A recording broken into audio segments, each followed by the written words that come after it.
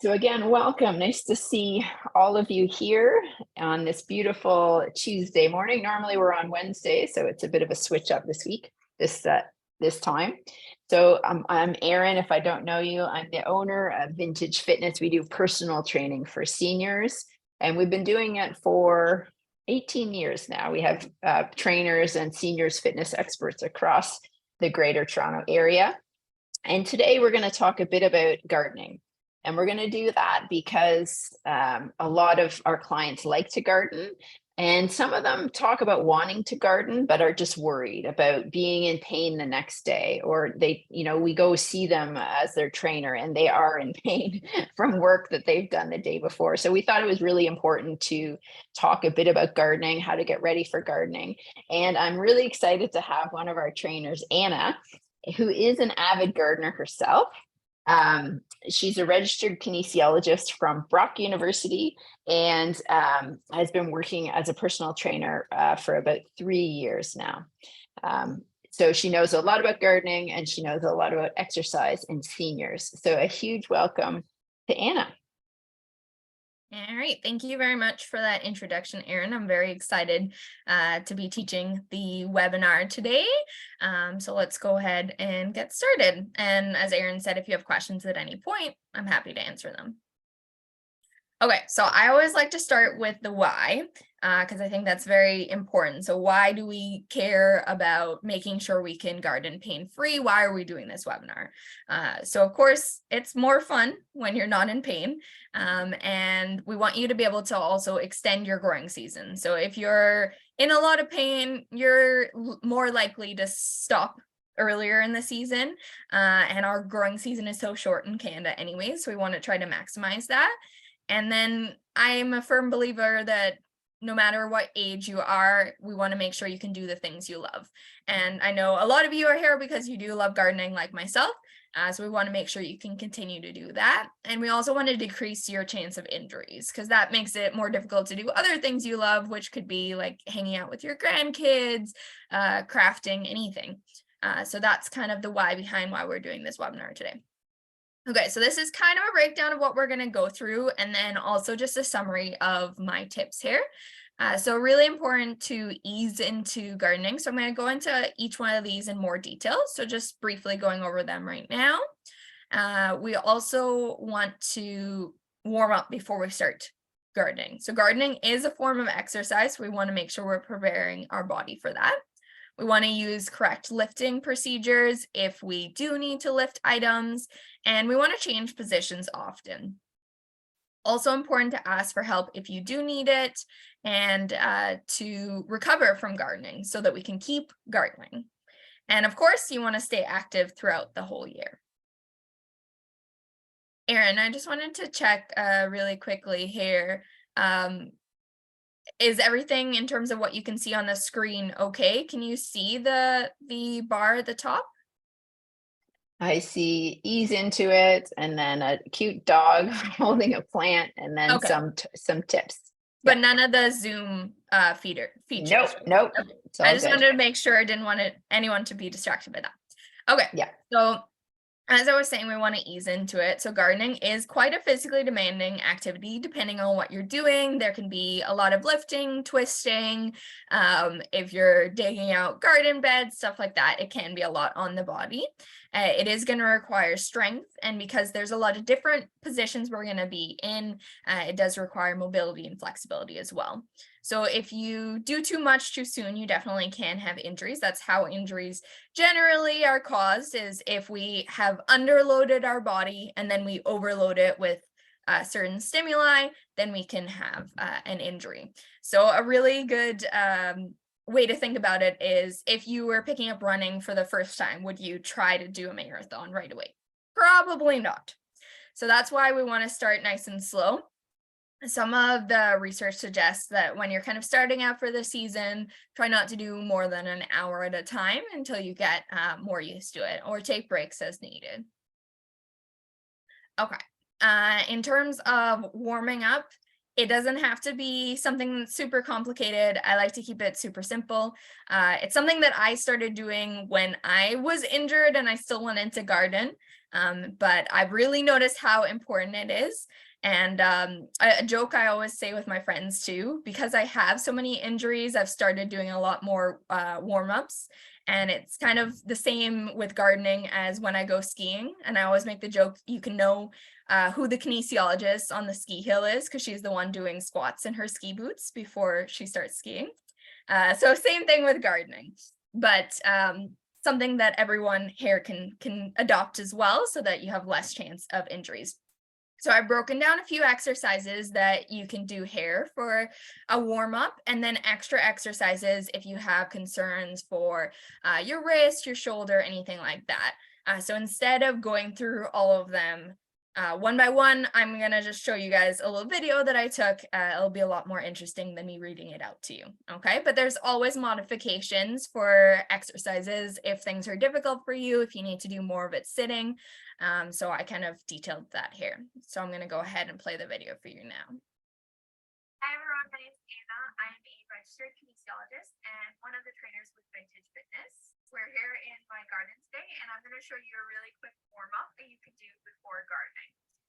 So the first thing that we're going to start with is just getting the legs moving a little bit. We're going to do some squats, okay? So make sure you're starting with those hips pushing back, sitting back like you'd sit into a chair.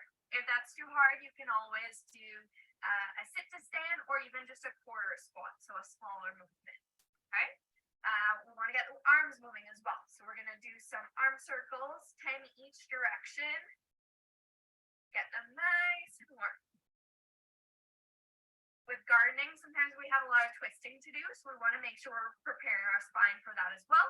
So we're going to bring our arms in front of us and we're twisting side to side, kind of like you want to pass a ball to someone, and you can do 10 each direction.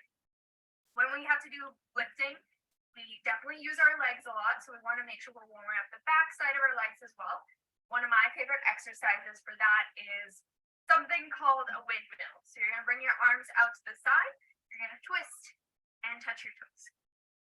Again, you can do about 10 of these on each side. That's a good way to get you nice and warm. So all those together, you'll be pretty warm and ready to garden. If you want to do a few extra exercises, depending on if you have specific injuries, a good one for if you have ankle injuries would be to do a little bit of ankle circles. You can do some calf raises as well. If you have anything into the hips, you can do what we call open and close the gate. So bringing the leg up, out, and down to open the gate, and over the opposite way from outside, over top and down to close the gate. So that's another good one there. If you have issues with your wrist, your hands, make sure you do some wrist circles specifically. You can do shoulder rolls as well. So that's kind of the main ones there. I hope that helps, and happy gardening. Okay, so before we move along, I just wanted to point out a few things there. So when you're doing things like the windmills, of course, tailor it to your needs as well. So if you can't touch your toes, touch your knee, touch your shin, all of that's still gonna warm up both the spine and the back of your legs into those hamstring areas. So I really love that exercise there. And I think it's important to try to keep it simple, because if it's super long and convoluted, you're not gonna do it. And then also think about what you're planning to do that day. So if you're going to do a lot of digging or heavy lifting, you want to warm up a little bit better than if you're just, doing a few seedlings. Okay. All right. So talking about lifting, we want to make sure that if we do have to pick things up, move them, that we're doing it in a way that's safe. So probably the biggest thing to keep in mind is to brace your core. So to do that, you want to push your belly button into your back is a good way to think about it, to keep that tummy muscles really nice and tight. You also want to make sure you're actually using your legs. We don't want to lift from our back. We want to use the strength of our legs. Our legs are super, super strong. So we want to use that. And then also thinking about it before you lift it. So there will be objects that are too heavy to lift, or maybe require two people to lift or someone else to lift it.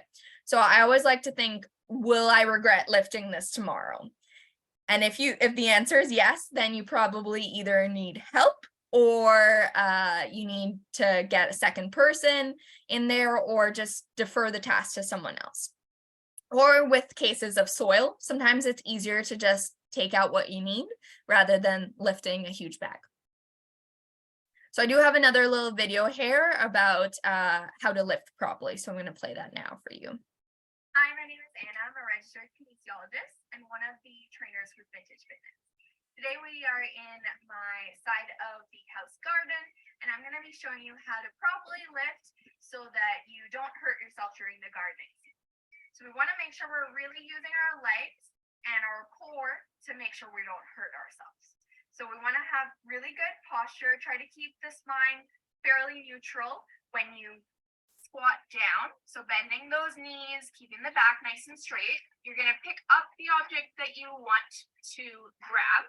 At this point, I really like to squeeze my core. So push that belly button into your back to protect your back. And we're going to use the strength of our legs, squeezing our bum as well to stand up with the object. Now you can move it wherever you need to go. I'm just going to put it down here. And one thing that I really want to stress as well is that sometimes there are objects that are going to be too heavy for us, and it's not worth getting injured over. So make sure that you think before you lift and ask for help when you need to.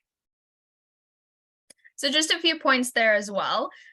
So one of our other trainers, Christy, has a great video that we have on our YouTube channel about kind of the learning to hip hinge and deadlift with a broomstick. So that's going to be really helpful in learning this movement. Essentially, we are doing a deadlift movement when we're picking up objects from the floor. If it's too difficult to pick it up from the floor, but you still want to be able to do it, you can always ask someone to help you bring it a little bit higher up for you as well. So really the big takeaway here is use your core, use your legs, and if you need help, don't be afraid to ask for help. It's better to ask for help before you get injured than have to ask for help when you get injured and you have no choice. Okay? All right, and then variety is key. So this one is a really, really huge one with gardening. A lot of times we get into a habit of wanting to get one task done. So we're really, really focused on that. But the reality is our bodies are made to move. And because our bodies are made to move, we want to be changing the position as much as possible so that it's less strenuous on the body. And one of the things that a lot of ergonomists use is the best posture is your next posture. And that's really to say that we should be moving as much as possible. So you want to think about doing things at different heights, switching up the tasks, different positions as well, and then using supports when you need to. So if you have to do a kneeling task, you want to make sure you're padding the knees. A lot of us don't have such great knees. For me, I prefer not to do too much kneeling. I would prefer to sit down because I do have some pain into my knees when I'm kneeling, but using chairs when you need to as well. So I did take a few different pictures, so I want to just kind of point out a few things here. So you can see in this first picture on the left here that I am sitting in a chair. So I brought the planter up to my level to be able to more comfortably garden. Here I am standing, taking a little bit of a break. This is more of like a forward lean, which is okay. Our bodies are meant to move in different positions. We can bend, just don't stay in that position prolonged. Here you can see, as I said, I prefer to sit than kneel. So I'm sitting in on the left here, working on one of my planters. Standing is always good. We want to alternate our postures. And then, as I was saying, using supports where needed. So if you have a low planter, maybe having a little stool can be helpful. Okay, and then going back to that topic of asking for help. So it's not just when it comes to lifting. Gardening can have a lot of repetitive tasks, a lot of twisting, digging, weeding, cutting the grass. All those things are very taxing on the body. So great if you can just break it into smaller chunks and do it all yourself, but you can also ask for help. And a good way, I think, to do that as well is to make it something that could be fun and that you can share with other people. So if you have other people in your life that enjoy gardening, you can get your grandkids involved if you have grandkids. I think that's a really awesome way to take some of the load off and share something you love with people that you love. And then, of course, you know, if you don't have people in your life that can help you, there is always that option of hiring out some of the tasks that maybe are more taxing and you don't like as much, like cutting the grass. There's lots of services for that if you have that in the budget. Okay, so talking about recovery. Recovery is important because we want to be able to garden day after day. So these are kind of my top tips in terms of recovery. So what can be helpful is a warm bath with Epsom salts that helps to relax the muscles. There are some people who are allergic to the sulfates in Epsom salts, so just make sure you're not allergic to those. You can also do a warm shower, will be similar effect there as well. Warm shower probably better if you have difficulty getting up and down from something like a bathtub, or if you don't have a bathtub. So that's going to help really nice, really relax the muscles, which is great. With gardening, a lot of the times we are going to be in a flexed forward position of the spine. So in terms of recovery, it can be good to be in a slight back extension. So kind of like this photo that we have here. So you can do a little bit of a press up. You can either be in kind of that position she's in there. You can also just have your hands underneath your chin and kind of relax in that position that she has there. Sometimes even when I am gardening, like during gardening, if I'm doing a lot of gardening, I'll stand up and do a little bit of back extension. So I'll just show you that now. Yeah. Hopefully you can see okay. So even just putting your hands on your hips and then just doing very slight pulses backwards, that can help relieve a lot of the pressure there as well. So that is quite important there to help make sure we're not sore for the next day. And then, of course, stretching. So as I said before, gardening is a workout, so we want to make sure we're cooling down the body as best as we can. Depending, we're not always able to stretch right after we finished gardening. So I always like to suggest that if you do have to take a break before that, make sure you're nice and warm when you try to do your stretches. So that might be, you know, doing a little bit of light aerobic exercise or going to take that warm shower. So we want to focus on the low back, and the legs are huge there. Depending on how much lifting we're doing, we're going to use the legs a lot. And again, we're often flexed forward into that flex forward position. So we want to make sure we're stretching out our low back. In terms of posture, sometimes we can be a little bit rounded, and that's just in our everyday life as well. So making sure we're opening up the chest, the upper back. So for that, I really like doing either what I call self hugs. So opening up nice and big with the hands and then giving yourself a hug. That's a good way to thank yourself for doing a workout as well. Or just doing some scapular retraction. So by that, I mean just sitting and trying to squeeze your shoulders together in the back, squeeze those shoulder blades together and relax. So those are two really good ones for opening up the chest. For the legs, you can always do, you know, you're touching the toes. Figure 4 stretch is a really great one. So putting your opposite ankle on your thigh, making a figure 4 and stretching that way. We have lots of great resources online on our YouTube channel in terms of stretching. So that's why I didn't put too much information on here for that. If you have specific questions, I'm happy to answer that in terms of stretches you can do. But we do have lots of stretching videos on our YouTube channel. Okay. And then of course, and I will just, Anna, I'll put in a couple of links to those when I send the recording. Okay. I'll put in the link to the hinge exercise that we have, and then I'll put in a link to some of these stretches as well, so people can follow along. Perfect. Susan's asking for neck stretches. Neck stretches. Okay, no problem. That I can do very easily for you here. So I'll show you kind of my 3 favorites. So one of the best ones you can do, this is for your upper shoulders or your upper traps, is bringing your air towards your shoulder. That's going to stretch the side of your neck. If you need a deeper stretch, you can use your arm to help pull down. A lot of times I'll just rest my arm here and that's enough force. You don't want to really yank on your head.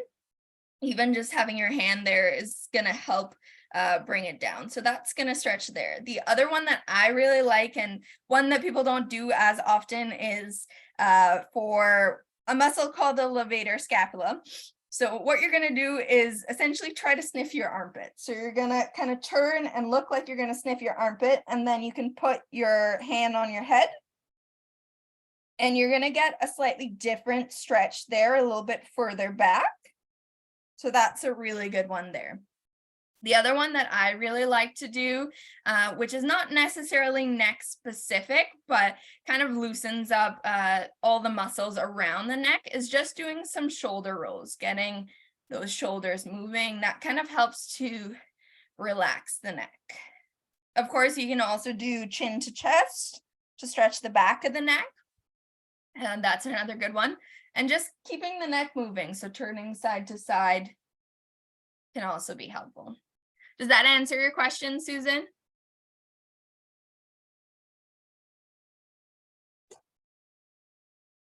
I assume so. I haven't seen anything. I'll monitor the chat though. Okay, sounds good. All right, so we will move on there. If anyone has additional questions on the stretching side, please feel free to ask. Okay, and then I think probably the most important thing is to train hard so you can garden hard. So we want to be keeping our fitness level up, ideally throughout the entire year. So during gardening season, but in the off season as well. And that's the best way that we can prevent ourselves from having injuries when we're gardening, and the best way that we can, enjoy gardening for as long as we'd like to. So with that, really important areas to work on, kind of tying back to what I was saying earlier, we need that mobility, we need that strength into our legs. We need core strength, especially if we're going to be lifting, twisting, stuff like that, and rotational strength and flexibility. So a good way to think about the rotational side of it, it's kind of like you want to be able to do the things that a golfer can do as well. So you want to be able to twist side to side and move a weight, because sometimes we do have to do that in gardening, and that's not innately a bad thing, but we need to make sure our body's prepared for that. So I did throw a few core exercises on the screen here, because if you can take one thing away in terms of something to work on, I would say work on the core strength. That's going to make a huge difference. So in the top left here, we have a dead bug. This is something we can also do a similar movement seated. So opposite arm, opposite leg seated. As long as we're bracing the core, we're still working on that core strength. We have our bridges on the top right here. Plank, we can always do a plank against the wall as well, depending on, what you're dealing with, different conditions. Your trainer may recommend certain exercises over others. In the bottom right here, we have what's called a V-sit. So really just leaning back a little bit and bracing our core. Another good one that's not shown here is a pelvic tilt. Essentially, we just want to be practicing bracing our core as much as possible. And that's what pelvic tilts really help with. Okay, I just wanted to finish with some other reminders. Actually, before I do that, I'm just going to skip back to this for 1 second. So just wanted to touch on what I was talking about earlier with the legs in terms of the leg strength. Things like those hip hinges are going to be helpful, your sit to stands, your squats, all of those exercises. But essentially just staying active throughout the whole year is what's going to make the biggest difference. So going for walks, even in the winter, working with your vintage fitness trainer, and just continually keeping up your fitness level, that's what's going to make the biggest difference in terms of the gardening. Because the gardening is a physically exerting exercise, you do have to take that into consideration when you are planning in your workouts during gardening season. So make sure that if you do a lot of gardening one day, you maybe don't want to work out that day as well. You may be more exhausted than you think you are. Okay, So some final reminders, less on the fitness side, but just wanted to bring it up. So of course we want to stay hydrated. We want to stay hydrated and we want to fuel our bodies. So sometimes we can be in the garden for quite a long time. So make sure you have your water, take breaks, have snacks if you need to. And of course, want to use sun protection and dress appropriately. Finally, using the right tools. So make sure that you have the right tool for the job. So if you're doing a lot of digging, deep hole, you probably want a nice big shovel. And again, if you need help at any point, making sure to ask for help. So that's kind of the end of my spiel there, but I'm happy to answer any questions you may have. That's great, Anna. So you feel free either to unmute and ask, or you can ask in the chat. And while people are thinking of their questions, I will send this recording out, and I will, Anna, if you want to send me those videos, I'll upload the warm-up video and the other video to YouTube, so that you can just click on the YouTube link and do it before, follow along with Anna before you do your gardening warm-up. So that will all come out later this afternoon. But is there any other questions for Anna about gardening and fitness? Aaron, Tony Wagner here. Anna, can you hear me? Yeah, I can hear you, Tony. Okay, a question I have is when I'm kneeling and my body is straight vertically, I have a tendency to want to fall forward. How do I stop that? Okay, I'm trying to, so you're kneeling and you're right upright, or you're leaning forward? No, I'm straight vertical. Okay. My torso is straight up and down, but I have a tendency to want to fall forward. Okay, what sort of activities are you usually doing in the garden when you're in that position? Well, some weeding and some pruning. Okay. Well, we can attack that from a few different ways. I would say focusing on the core strength and stability, that's going to help you from falling forward. Balance to some degree, but you are kneeling, so less so, more so in terms of keeping the core nice and tight when you're in that position. That will help you from falling forward. And then making sure that you're balancing your weight. So if you do have more weight coming forward, you are more likely to fall forward, of course. But I'd also try alternating the positioning. Maybe that's not the best position for you to be in there. So maybe try weeding with a little bit of a stool, or sitting on the floor if that's comfortable for you. So I would kind of play around with the positioning and then really focus on keeping the core tight so that you're less likely to kind of tip forward.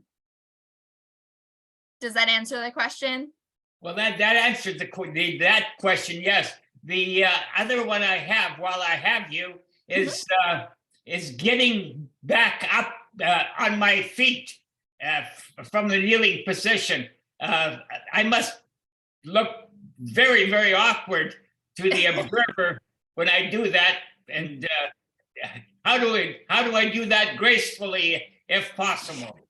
Okay, that's a great question. I just need to just give me 1 second so that I can make sure I can see myself, so I can make sure you can see me properly, and then I will show you how to do that gracefully. I'm going to stop sharing. That'll make it a little easier for me. Okay. The fact that you can get up and down as it is awesome. I wouldn't be too worried about the gracefulness. One part of it too is, as I said, alternating the positioning as much as possible. If you're stuck in one position for an hour, it's going to be harder to get up than if you were there for, 20 minutes and then you got up. But I will show you my favorite way to teach people how to get up from the floor. Just need to make sure you can see me. Okay. So if we're kneeling on the floor, usually how I teach people to get up from there is put your hands on the floor so you're in all fours. Bring one leg forward, and then using the strength of your legs and your core, you're going to squeeze everything and push up. If you have something near you, you can also grab onto it. So if you had something near you, you can grab onto it and use the strength of your hands as well to get up. Does that answer your question? Well, it does, and I probably that's the way I do it. But to do it more gracefully, I think would probably take a shovel or something to hang on to while I'm getting up. Yeah. Well, the other thing is Tony, we do have resources about on our YouTube channel as well. And I think a whole webinar about getting up and down from the floor easily. So really working on the strength of your legs and practicing getting up and down from the floor is what's going to make it more gracefully. But honestly, in my opinion, as long as you can comfortably get up and down from the floor, you're doing great. And it doesn't really matter what you look like at the end of the day. That's my philosophy. Thank you. You're Tony, I'll send you that webinar if you want, up and down off the floor. And for anyone else, we do have modifications for people that can't weight bear on their knees because they have replaced knees, which I don't think is the case for you, but I'll send you that webinar for sure. Thank you. You're welcome. Any other questions? So Anna, so you know, you've gotten some accolades here. So Linda saying thanks so much. Barbara saying thanks so much. She's aching, has an aching back after 8 hours of weeding yesterday. Should have taken this at the webinar the day before. Yeah, for sure. And Susan, 8 hours of weeding is quite a lot on the body. yeah. And then Susan saying thank you. It's good to watch. You guys So are very welcome. Any other questions for Anna, either in the chat or unmuting and asking directly this morning? And Ingrid says, thanks for me too. Oh, thanks, Ingrid. That's great. All right, so I hope everyone enjoys their gardening. And I will send you the recording and a couple of exercises and Anna's videos. So I hope you have a great day, and thanks for joining. Thank you so much, Anna. No problem. Happy gardening, everyone. Take care. Happy gardening.